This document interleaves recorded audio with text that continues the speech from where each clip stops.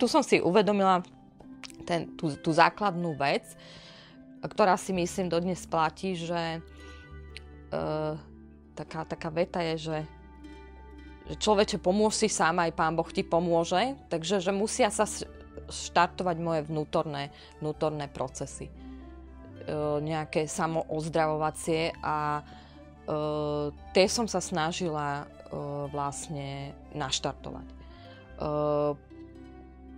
Pomáhali mi samozrejme aj priatelia, aj rodina, aj známi, mnohokrát cudzí ľudia, nakoľko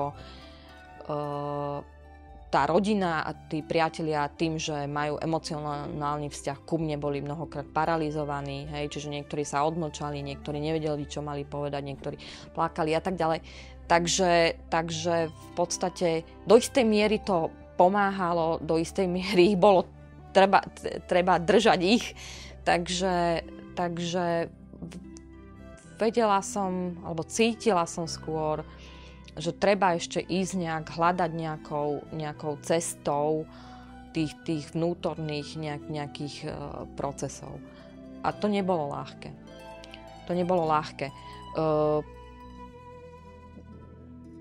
Tam som nadobudla ten názor a v podstate som sa časom k nemu dopracovala, že čím viac sa ako keby opierame o vonkajšie zdroje, a tými vonkajšími zdrojmi teda dnes považujem, či sú to peniaze, materializmus, v niektorých prípadoch aj ľudia, to nám viac môže zlyhať. Hej?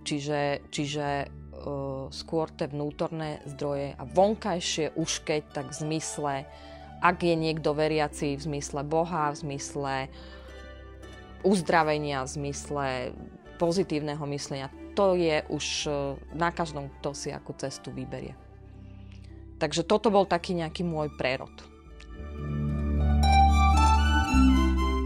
Veľmi mi zarezonovala taká veta jednej doktorky, ktorá mi hovorila, že nech riešim vždy aktuálny problém, ktorý je.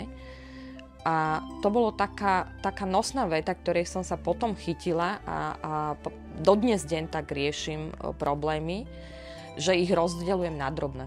To znamená, že keď mi chemoterapia napadala pečeň, riešila som rekonvalescenciu pečene, keď, ja neviem, plúca, keď mi zrážala imunitu.